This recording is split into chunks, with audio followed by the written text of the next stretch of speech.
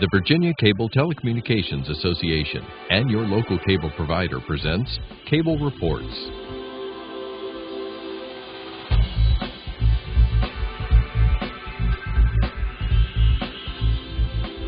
Join us now as Cable Reports brings you up to date on current issues facing the Commonwealth through discussions with your local legislators and other policymakers from across Virginia. From the General Assembly and the City of Richmond, I'm Woody Evans for Cable Reports and the Virginia Cable Telecommunications Association, connecting Virginians to their government. We are pleased to connect you with the Secretary of Commerce, Maurice Jones. Good to see you, sir. Thank you. Thank you for having me. Thank you for being here. We know how busy you are. I want to give our viewers an opportunity to hear a little bit about your background, experience, and training first. Sure. Well, I'm a country boy. That's the first thing to be said. I grew up in Lunenburg County, Kinbridge, Virginia in particular, raised by grandparents on a farm. Southside? Southside Virginia, okay. Yeah. I was a tobacco farmer and farmer growing up, and I tell everybody that if you want to inspire a child to go to college, you can put him in the tobacco. He'll find the path. So I went on from there to Hampton-Sydney College. Was fortunate enough to get a scholarship to go to England. I studied in England for 3 years. Well, don't be bashful. You were a Rhodes Scholar, were you not? I was. Congratulations. It was a big blessing for me. Thank you. And I came back and I went to law school at UVA. Practiced law for a little while here in Richmond. Had the opportunity to work for the Clinton administration, so went to the Treasury Department and in the end ran a community development financial institutions program there, which was a terrific program and taught me a lot about community development. Left there and ended up going to a foundation for about a year, and then Governor Mark Warner was elected, and I came here to Richmond and worked in his administration. I like to, or he likes to tease me that it was 2 jobs for the price of 1. So I was his deputy chief of staff and also ran the social services department. Left there and actually went down to Landmark Communications in Norfolk, Virginia, where ultimately I became the publisher of the Virginian Pilot, which was a wonderful job that I loved and learned a lot from. And then 2 years ago, became the deputy secretary at HUD, and so went back to Washington and attempted to help the Department of Housing and Urban Development make progress in housing and community development efforts.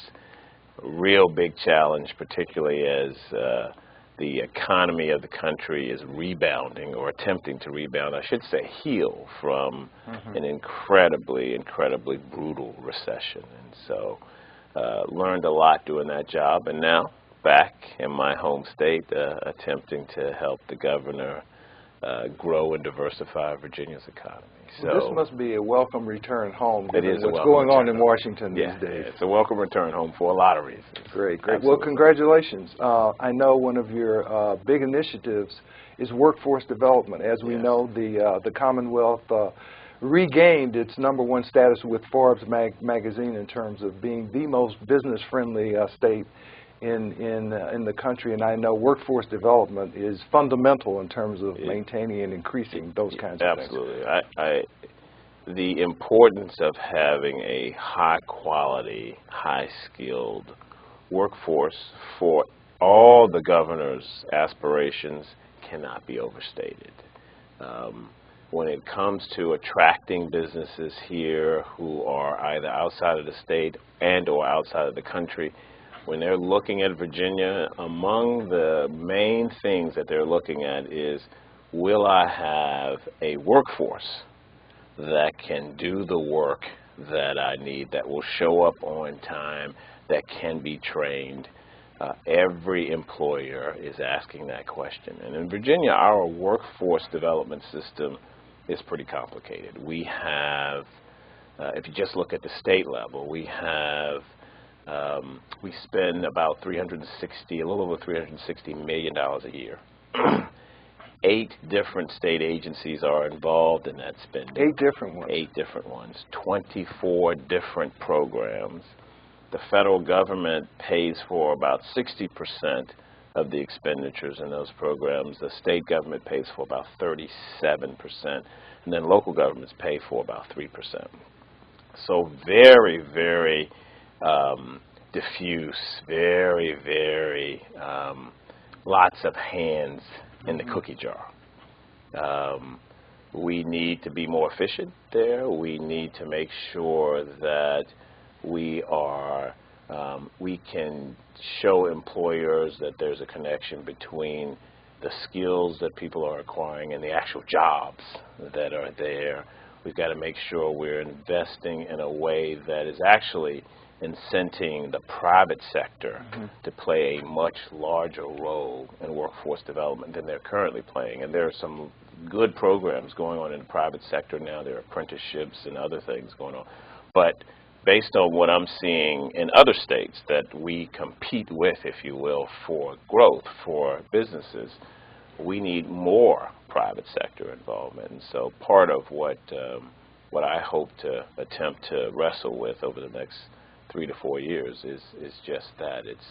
It's really, really refining what we do in workforce development. If we can become not just a state that is recognized, so the brand now is we're the best state for business. I want us to be the best state for high-quality workforce. If we can acquire that brand, you will have done your job. You will feel successful. I'll go off and ride into the sunset. Right. Now, you're going to have to work with other colleagues, cabinet members, in terms of that. Obviously, education is one of the big ones. Education is a crucial one, but particularly the community colleges. Right, right. And they are a huge asset in the whole workforce development landscape that we have in the state. You know, I have heard it said that there's a community college within 50 miles of every resident of the state. I haven't driven the roads yet to test that, but I'll take that as truth. What that means is we got to make sure that that asset, among others, is really, really contributing on all 8 cylinders when it comes to preparing our people for jobs, and not just jobs, high-wage jobs. Right. Yeah, one of the things the prior administration focused on, and I'm sure Governor McAuliffe is going to continue, is emphasis on science, technology, engineering, math, and health as well. Sure. And of course, our community colleges are playing a role in that as well, Absolutely. too. Yeah. Continued focus on that. Right. Now, what about, you talked about encouraging private industry to get more involved in terms of workforce development. Yes. That's done a lot in Europe, as I recall. You know, they actually develop employee bases themselves through training, more vocational kind of education. Yeah. So it's also being done with success here in the States. Some of the southern states have right now a conglomerate or association going on now of auto manufacturers who have come together in southern states. Virginia is not, to my knowledge, included in this. And these auto manufacturers, competitors, by the way, it's the Toyotas and the Fords and the Hondas. These are competitors who have come together and who've said, you know what, when it comes to entry-level jobs, you and I both need the worker to be able to perform the same set of skills. So why don't we, in our interests, come together and figure out how we can collectively, more efficiently, train entry-level workers to perform these entry-level skills, which don't differ from one competitor to the other, right? Yes, that's being done in Europe, but it's being done right here in the States. This is the kind of thing that Virginia needs to be looking at, is whether we can go out and talk with truly competitors in the same sector about, are there efficiencies to be gained from an association that would perform some training. You also have groups out there who are putting on boot camps. And these boot camps are usually the ones I've seen, or the ones I'm reading and learning about, are focused on a particular profession or a particular occupation or a particular chapter in a person's journey.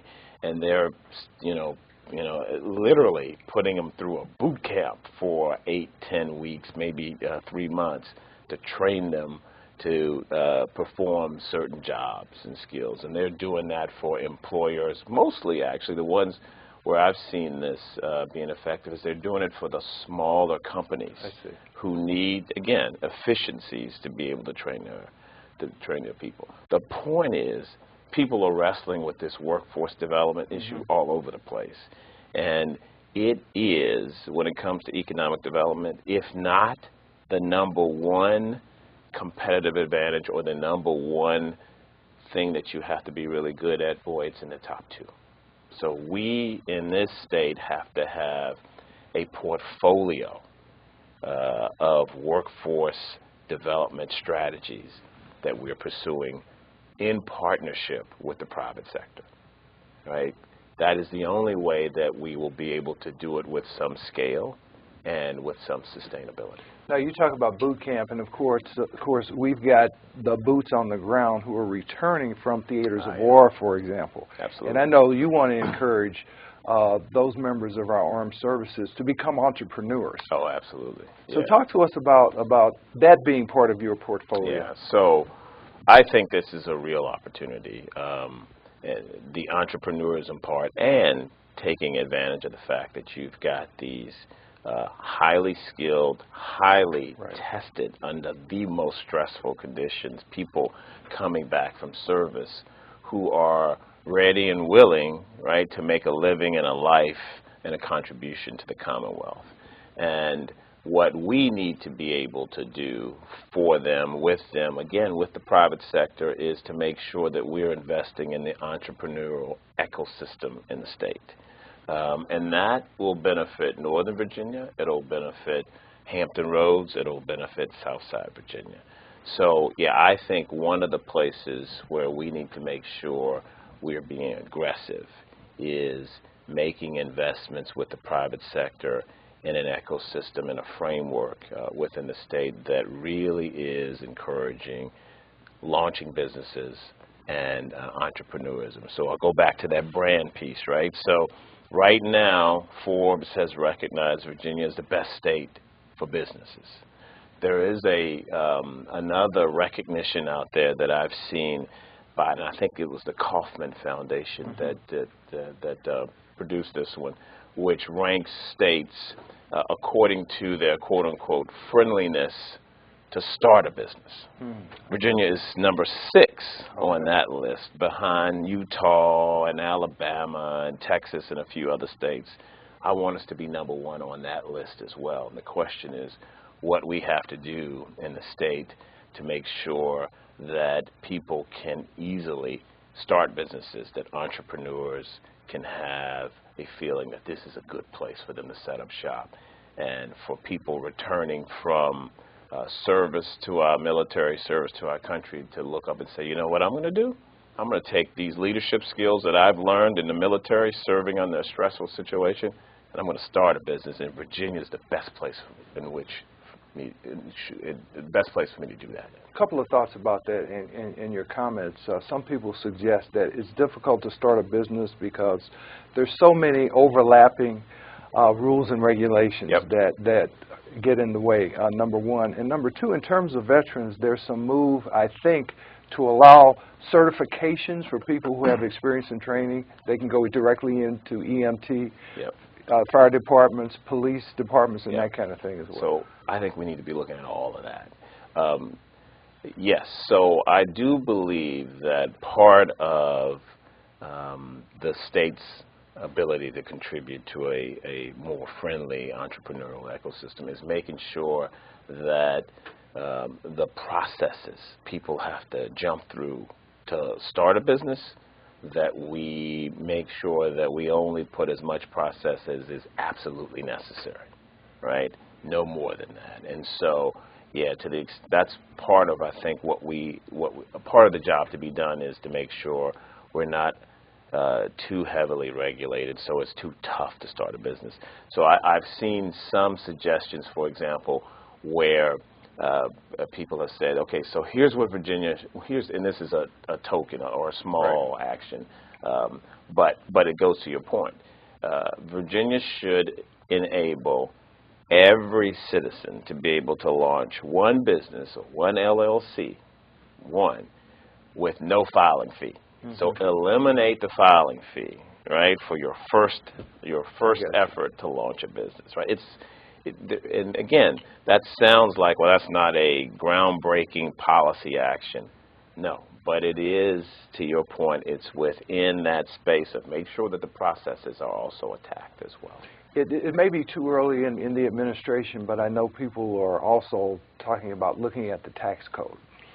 There are obviously a lot of credits for businesses large and small, but they may not necessarily be as strategic, and we may not get the return on that investment that we need. I assume that's something that you and other cabinet members will be looking at as well. Absolutely, yeah. No, the tax code, tax incentives, tax disincentives, all of those are part of the things that we should be looking at. Absolutely. Now, of course, another major industry is tourism, and I'm sure that's something that you will be heavily involved in as well. Absolutely. Tourism is a huge, huge industry in Virginia. I'm going to get my numbers wrong, but in 2012, I saw a figure that tourism alone accounted for over $1 billion. Over $1 billion in tax revenues to the state and to the localities. That tourism alone supported 210,000 jobs in the state in 2012 alone. It is a huge, huge driver of growth and economic development. And the state has a wealth of assets that draw tourists to Virginia. Tourism, yes, brings people to Virginia. It also brings businesses to Virginia. And so we have to make sure that we are making strategic investments in our tourism products and in our incentives. So later on today, we've got an announcement that I don't want to get too far ahead of, but it's an announcement that focuses on the film industry in Virginia. We've got a major film production going on in Virginia regarding the colonial period in Virginia's history and spying during there. And they're filming it right here in Virginia. They're using Virginia businesses. They're going to be spending in Virginia. It's a series. It's going to support jobs. Virginia has assets like that are perfect places, historic places for tourism all over the state, right? In the far southwest, there is essentially a cultural tourism initiative that was launched called the Crooked Road, which is about the music of that part of southwest Virginia. That initiative alone has brought in about $23 million in spending in those localities that comprise the Crooked Road journey. So, yep, tourism, a big driver of economic development. And of course, the latest example of a movie that produced a lot of different jobs and additional revenue is Lincoln, that was filmed right here in the state capital. Yeah, Virginia. I mean, think about it. We've got this was where many, if not most, of the Civil War battles occurred. We've got the sesquicentennial of the Civil War going on right now. Coming up in 1619, guess what we have, right? We have a chance to look back on that was the year in which the first enslaved people landed in these states, right? Virginia was where that happened. So we've got lots of historic sites. We've got King's Dominion and Busch Gardens, Potomac Mills. We have a ton of assets. We've got to make sure that we're strategically investing in them and marketing them, not just to the U.S., but to the world. Exactly. I want to give you an opportunity to tout another part of tourism that has just expanded over the last 10 years, and that's the wine industry here. Oh, man. Yeah, it's gigantic. And my colleague, Secretary Haymore, is, in my mind, one of the most unabashed champions of the wine industry. Yeah, Virginia wines are high quality. The industry itself is growing in market share. And, there are wines that you would put on the table beside any French wine, any European wine, any German. And again, bringing in a nice piece of economic growth for folks in the business and for the entire state of and of course, another jewel and huge economic driver that you're going to be working with is the Port of Virginia. Oh, yeah. Talk to us about the competitive advantage we currently enjoy with that port. It's a gateway to the world, right? And it is poised to become an even bigger gateway to the world as the Panama Canal is deepened and widened and bigger ships can get through. We've got to make sure that the port is a well-run enterprise, and we are working with the port to make sure the state is a great contributor to what the port is doing. The bottom line is the port impacts practically every corner of the Commonwealth. Distribution centers and other jobs that are being produced because people are using that port to get products in and out of the Commonwealth. It's hard to overstate the value of that asset. It's one of the largest ports in the country, and certainly one of the largest on the East Coast, and we need to make sure that that port is maximized. And the other port of entry that you and I discussed before this show started was Dulles. Dulles. And of course, the rail that's headed out to Dulles. Absolutely. Again, another entryway to the world, an international airport, a huge asset that is positioned right next to the nation's capital, well positioned to capture traffic that is coming to the national capital region and will distribute elsewhere as well. Again, another real asset that the state has. You mentioned exports, and I don't think people realize how important the exports are to the Commonwealth and to this country now. Talk to us a little bit about how we develop an export industry here in the Commonwealth. It's interesting.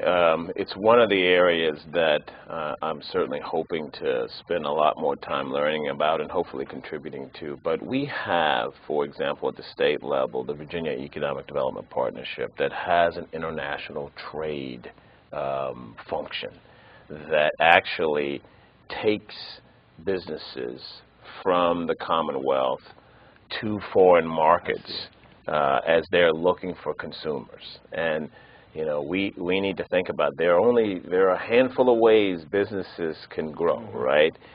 Businesses, the biggest way is you find additional consumers. And you can find those consumers within Virginia, but you can also find those consumers outside of Virginia. And we need more, and we have more and more businesses now who are exporting their goods and services abroad. And again, the port, Dulles, are all part of that journey, and our Economic Development Partnership is focusing a lot on international trade. And of course, part and parcel of this portfolio, if you will, although you don't have direct control over it, is transportation. And that's obviously a critical element. The General Assembly last year has provided quite a bit of funding now for transportation needs throughout the Commonwealth, and that's something you're going to be working hand in hand with the Department of Transportation on, I'm sure. Absolutely, with Secretary Lane. When you think about growth and economic development of a state, there's sort of a handful of ingredients, right? You've got the workforce piece. You've got particular sectors and businesses where you've got some advantages.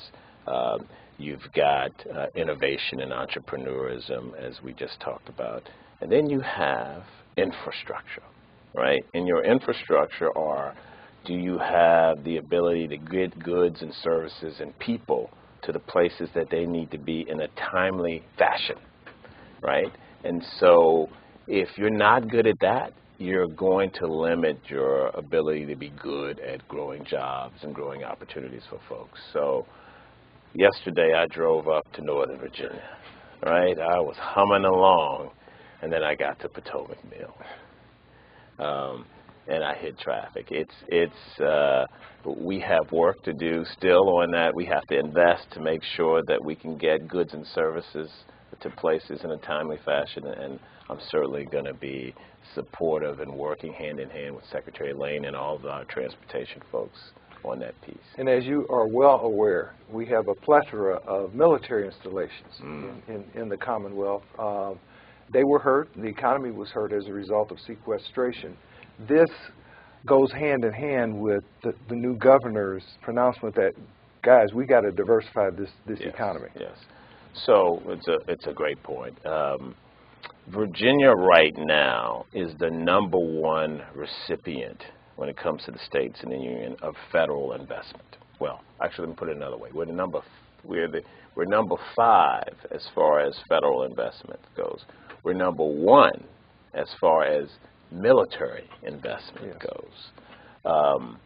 So it is both an asset and an opportunity, right? So we don't want to diminish that investment one iota. We want to keep growing it. But the bottom line is 45% of Hampton Roads' economy is based largely on spending connected with the military, right? Direct military, the bases, and then contractors. Over 30% of Northern Virginia's economy is based on federal government spending, whether it's contractors or military, et cetera. That means in the face of BRAC and sequestration and national government austerity, we have huge risk if we don't diversify our sources of revenue, if we don't diversify our business in Virginia. So yes, the governor, you'll hear him over and over repeat, we need to diversify the economy in Virginia. He is absolutely spot on. Our challenge in the next 3 or 4 years will be diversifying the sources of growth. And the beautiful thing about Virginia is we've got the opportunities and the assets. We've got to be strategic. We've got to be aggressive. We've got to be fearless. And I'm hoping to try to contribute to that. Great. Well, we'll leave it at that. And Secretary of Commerce Maurice Jones, thank you so much for being here, and good luck. Thank you. Thank you. Nice to be with you. Thank you for watching Cable Reports, brought to you by the Virginia Cable Telecommunications Association, connecting Virginians to their government. Until next time, I'm Woody Evans.